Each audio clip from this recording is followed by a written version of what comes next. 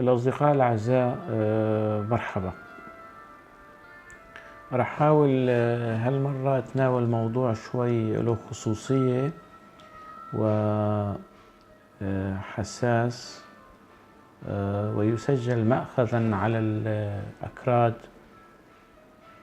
على أنهم يناصرون إسرائيل ويناصبون العداء للعرب ويستفزونهم ويستفزون مشاعرهم. وهذا الاتهام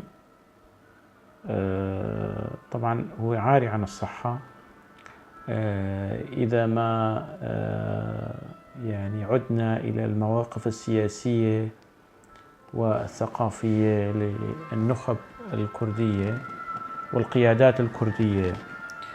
هالمواقف يعني عبرت عن نفسها في الكثير من الفترات الزمنية، لكن يبدو لي أنه تظهر بعض المظاهر الشاذة ليس على مستوى النخب، إنما على مستوى الأفراد العاديين على صفحات التواصل الاجتماعي الفيسبوك. بيحطوا صور للأعلام الإسرائيلية وبيحكوا كلام يعني يحاول أن يلتمس الأعذار لإسرائيل. هذا كله لا يمكن اعتباره أنه يمثل الأكراد والشعب الكردي والمزاج العام للشعب الكردي، لا أبدا، ولا يمثل الغالبية العظمى والساحقة للنخب الكردية. حالات فردية يعني تظهر هنا وهناك، لكن على مستوى القيادات السياسية الكردية لا يوجد هنالك موقف واحد فقط، تصريح، بيان يشير إلى أنه الأكراد فعلا مع إسرائيل بكل ما هو مسجل عليها دوليا وإقليميا ومحليا من جرائم وفظائع وما إلى ذلك. لا يمكن أن نجد موقفا سياسيا من قيادات كردية بارزة كما ذكرت، ولا على مستوى المثقفين البارزين، كتاب، روائيين، أدباء، يعني لأنه في رادع أخلاقي بهذا الموضوع، وهو أنه دولة إسرائيل ذات طابع ديني وحولت الدين إلى قومية، بالإضافة إلى الجانب العنصري في هوية هذه الدولة، معطوفا عليه الجرائم التي ارتكبتها هذه الدولة بحق العرب بشكل عام وبحق الفلسطينيين على وجه الخصوص.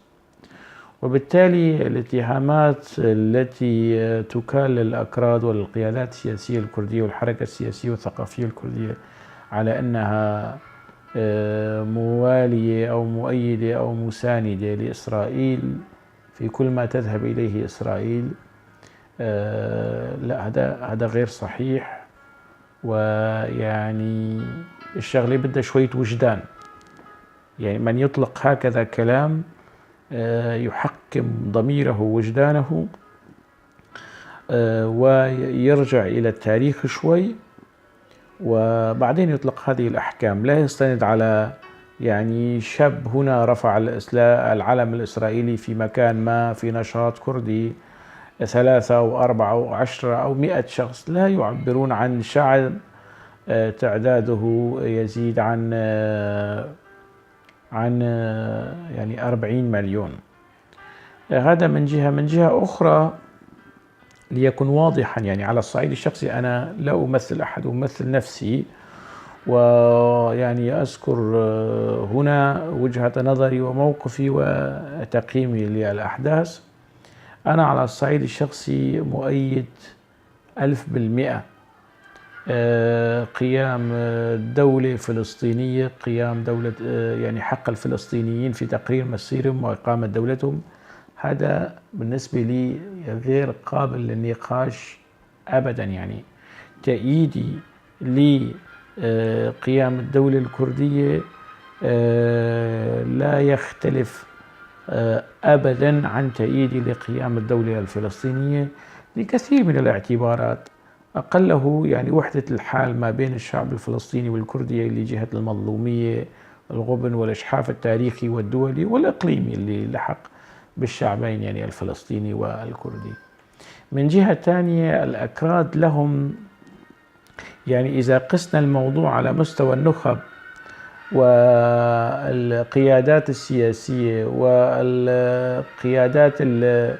أو الرموز الثقافية، سنجد أنه المواقف الكردية هي أضعاف المواقف الكردية المساندة للقضية الفلسطينية، هي أضعاف المواقف الفلسطينية المساندة للقضية الكردية. والمواقف الكردية ليست فقط نظرية، ليست بيانات وتصريحات ومواقف تصدر هنا وهناك، إنما هي مختومة بالدم. يعني هنالك مئات الشهداء الكرد من سوريين وأكراد تركيا وأكراد العراق استشهدوا دفاعا عن القضية الفلسطينية، استشهدوا ضمن الفصائل الفلسطينية وأثناء النضال والكفاح المسلح الفلسطيني. لكن لنتساءل يعني كم فلسطيني استشهد ضمن الحركات الكردية دفاعا عن القضية الكردية؟ يعني لا يكاد، يعني لا أذكر اسما واحدا فقط لفلسطيني استشهد في الحركات الكردية دفاعا عن الحقوق الكردية.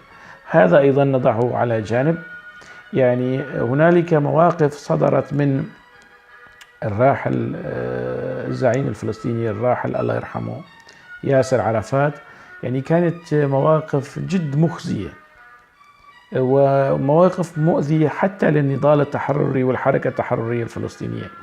حينما قصفت حلبشة بالأسلحة الكيماوية من قبل نظام صدام حسين، صدر من ياسر عرفات تصريح يقول يعني، ووقتها كانت العلاقة ما بين منظمة التحرير الفلسطينية وياسر عرفات والمثقفين الفلسطينيين ونظام صدام حسين علاقة قوية وعلاقة وطيدة. فياسر عرفات صدر منه تصريح وقت ذاك انه هل تريدون يعني ان يرمي صدام حسين الأكراد بالورد؟ يعني هذا تصريح أقل ما يقال فيه بأنه تصريح فاشي، أقل ما يقال فيه. وهذا كان يعني نقطة سوداء في تاريخ الراحل الزعيم الفلسطيني الراحل ياسر عرفات. ويعني أتت فيما بعد تصريحات أخرى يعني يعني التي تصب في إطار شيطنة الأكراد والنضال التحرري الكردي، صدرت من حركات إسلامية. يعني حركة حماس أيضا كان لها مواقف مخزية ومؤذية للنضال الوطني الفلسطيني فيما يتعلق بالموقف من القضية الكردية في تركيا وفي العراق وفي سوريا. على أي حال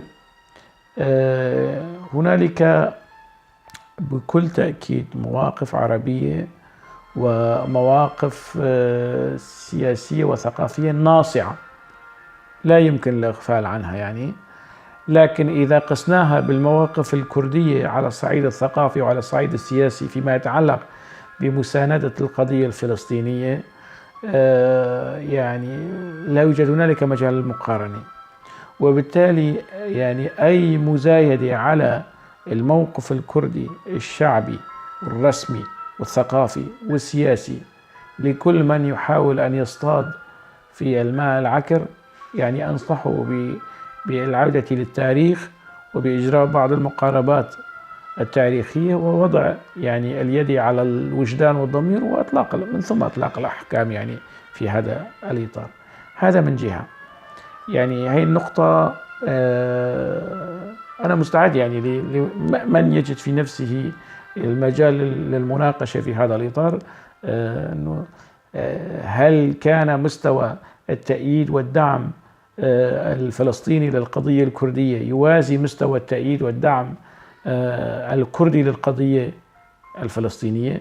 يعني مستوى الدعم الفلسطيني للقضية الكردية ربما نقطة في بحر، التأييد الكردي على المستوى الشعبي والثقافي والسياسي، وهذا التأييد مثل ما ذكرت مختوم بدم، يستند على عشرات وبل مئات الشهداء من الأكراد الذين فقدوا أرواحهم ويعني دفاعا عن القضية الفلسطينية وعن الشعب الفلسطيني، وانخرطوا في خندقه وفي معاركه.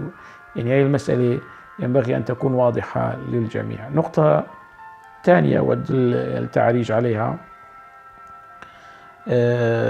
يعني هذا في إطار يعني العلاقة الكردية الفلسطينية وما إلى ذلك.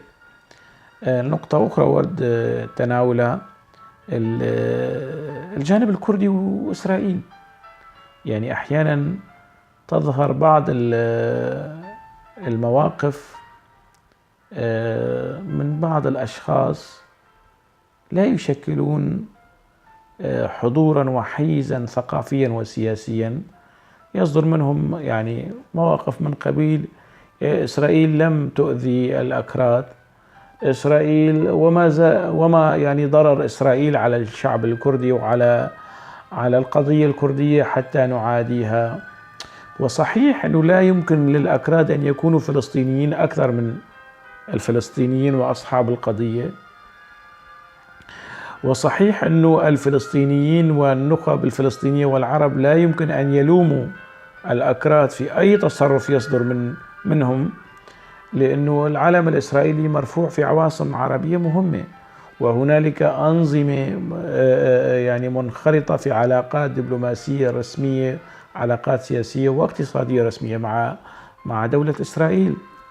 وبالتالي لا يمكن أن تعاتب الأكراد على هذا الموقف في حال كانت هنالك علاقات كردية وكذا من هذا القبيل. لأنه من جهة أخرى أنه أصحاب القضية يعني توصلوا في أوسلو لاتفاقية سلام.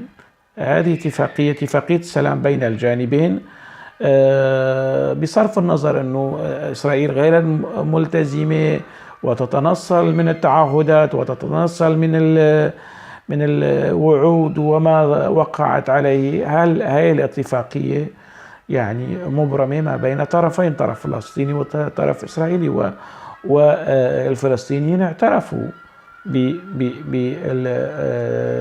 بدولة إسرائيل وأزالوا بند إزالة إسرائيل من الوجود، أزالوا من ميثاق منظمة التحرير الفلسطينية.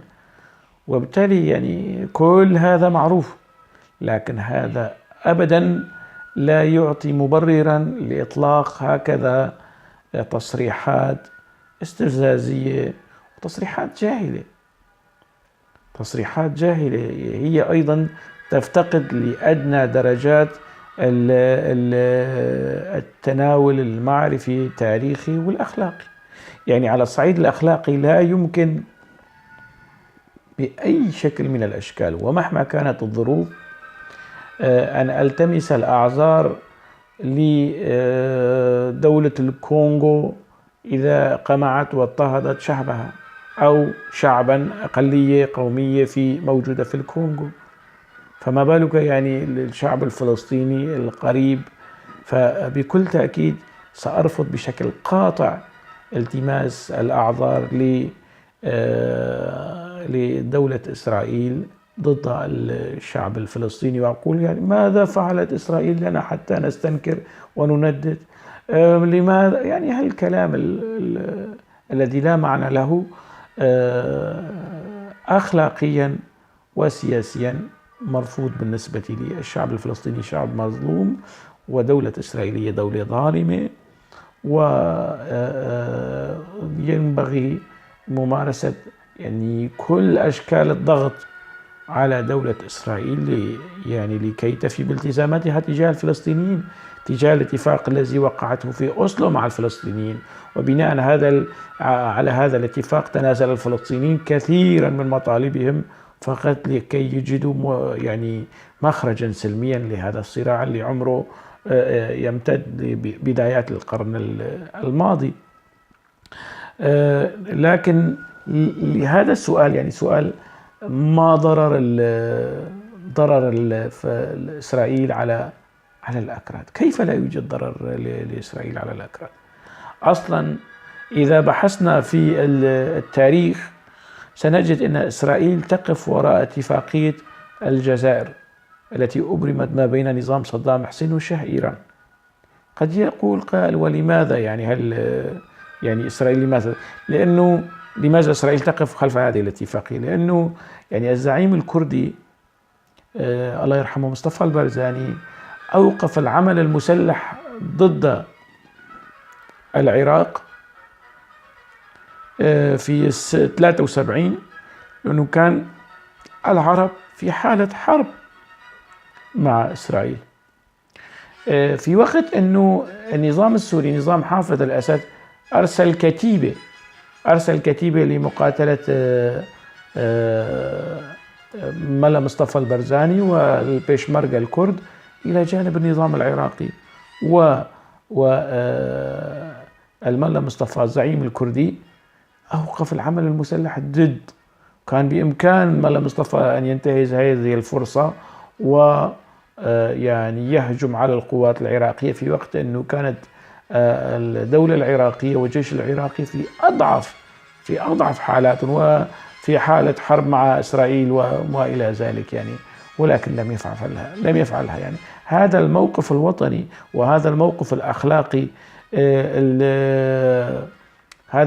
الأخلاقي والوطني الكبير والتاريخي اللي يعني ذكره حتى المرجع الشيعي الأعلى محسن الحكيم أعتقد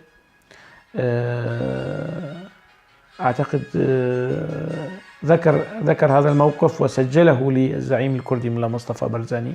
لا يجي واحد كردي سوري أو عراقي ويزايد على ملا مصطفى البرزاني فيما يتعلق من موقفه من القضية العربية ومن الصراع العربي الإسرائيلي يعني. وبالتالي لو كان هنالك حرب كردية على النظام العراقي في 73 لكان خفف الضغط على إسرائيل، وهذا ما لم يفعله الملا مصطفى برزاني. وأعتقد أنه هذا السبب دفع الإسرائيليين يعني المشاركة من تحت الطاولة أو من وراء الستار في التوقيع على اتفاقية الجزائر يعني، لأنه كان معروف أنه شاه إيران على علاقة وثيقة ووطيدة بأمريكا وبإسرائيل وقت ذاك يعني. هذا من جهة يعني. إسرائيل بشكل أو بآخر أضرت بالقضية الكردية في العراق. في القضية الكردية في تركيا معروف إسرائيل حليف استراتيجي لتركيا في كل فترة الصراع التركية مع حزب العمال الكردستاني من 84 وحتى هذه اللحظة أيضا يعني. صحيح هنالك خلافات سياسية لكن هذه الخلافات لم تصل إلى إبطال مفاعيل الاتفاق الاستراتيجي ما بين إسرائيل وتركيا. الزعيم الكردي عبد الله أوجلان زعيم حزب العمال الكردستاني بشهادة أوجلان وبشهادة الحزب وبشهادة الكثيرين الموساد كان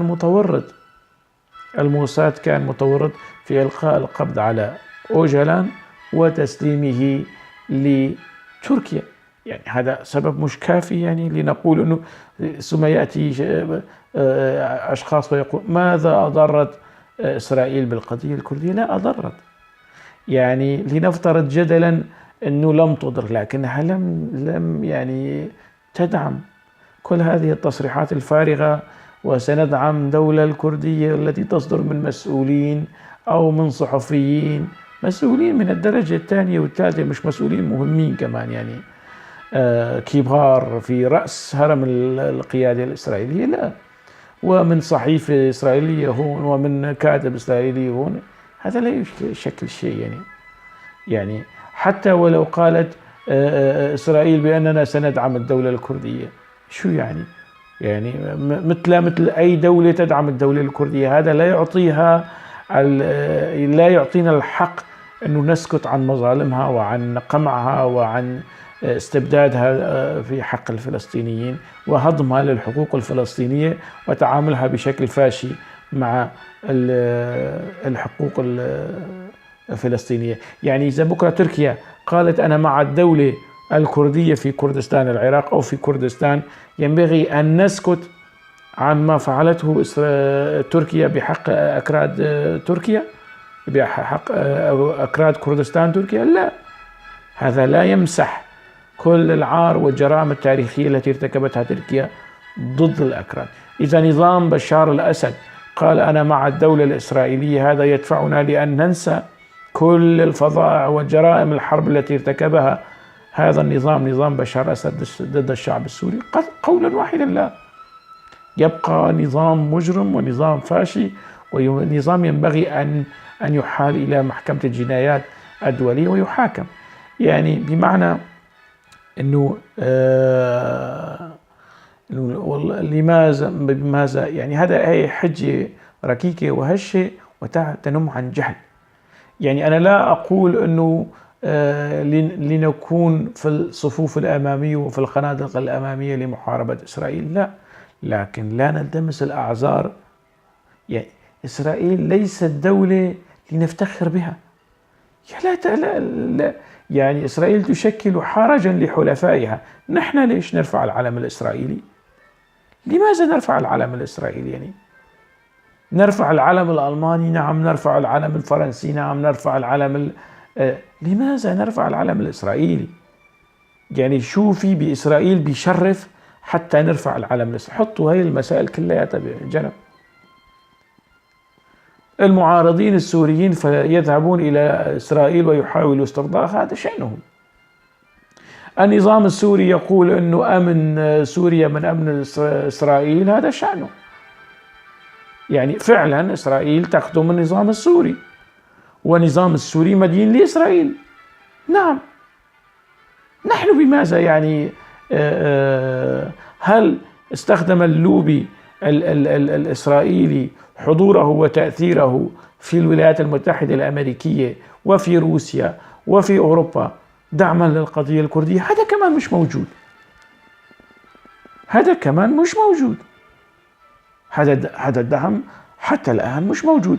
حتى ولو كان موجود، هذا لا يدفع الأكراد لكي يلتمسوا الأعذار والمبررات لقمع واضطهاد دولة إسرائيل للفلسطينيين وهضم حقوقهم وارتكاب المجازر بحقهم.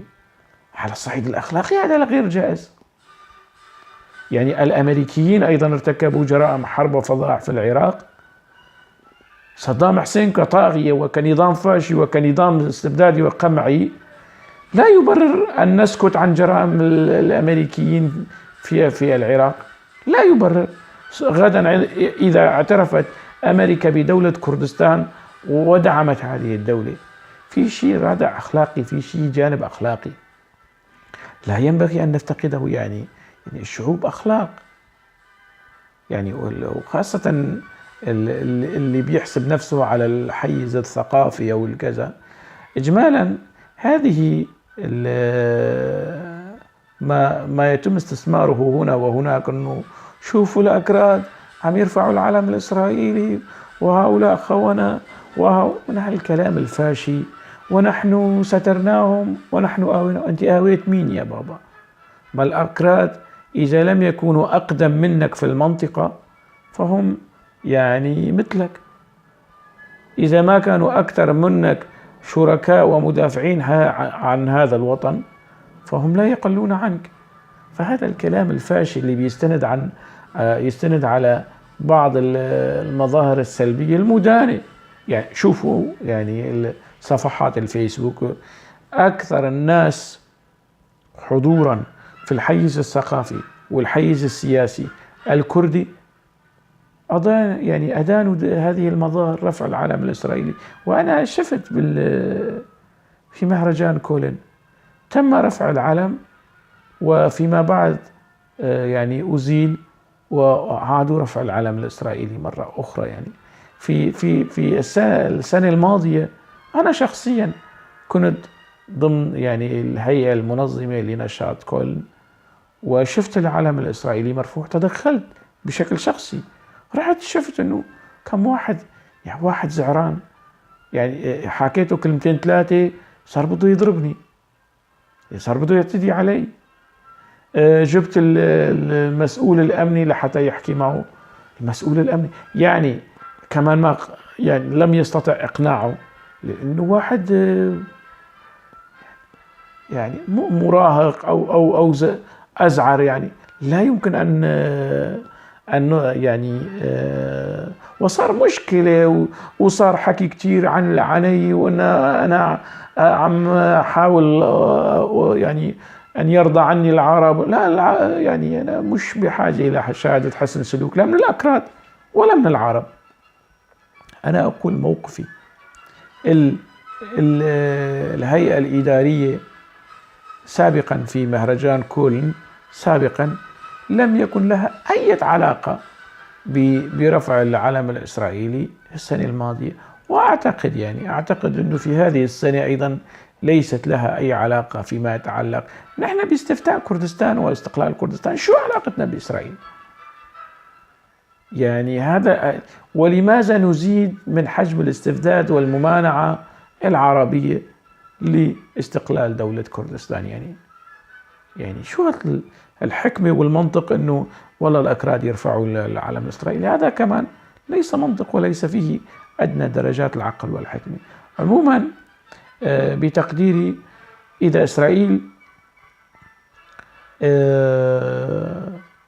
الآن على الوضع الراهن، مصر ترى فيها أنها دورة مناسبة، وأنه يعني يكون هنالك علاقات دبلوماسية مع إسرائيل في زمن مبارك وفي زمن الإخوان وفي زمن عبد الفتاح السيسي. إسرائيل على علالها الآن دولة معترف بها وفي علاقات دبلوماسية كاملة مع الأردن ومع مصر ومع السلطة الوطنية الفلسطينية.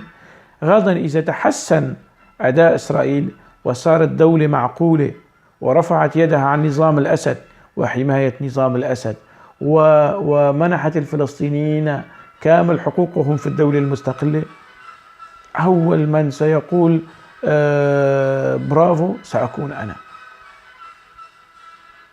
أنا. يعني لا يوجد هنالك يعني أي شيء يمنع أن نقول. وبعد ذلك أي جريمة، أي انتهاك، أي اعتداء على حق مواطن فلسطيني أيضا سيكون مثار إدانة واستنكار وشجب من قبل كل من لديه يعني ذرة أخلاق ويعني شعور إنساني أو حس إنساني، أنه لا ينبغي أن يكون هنالك إنسان مظلوم في هذا العالم.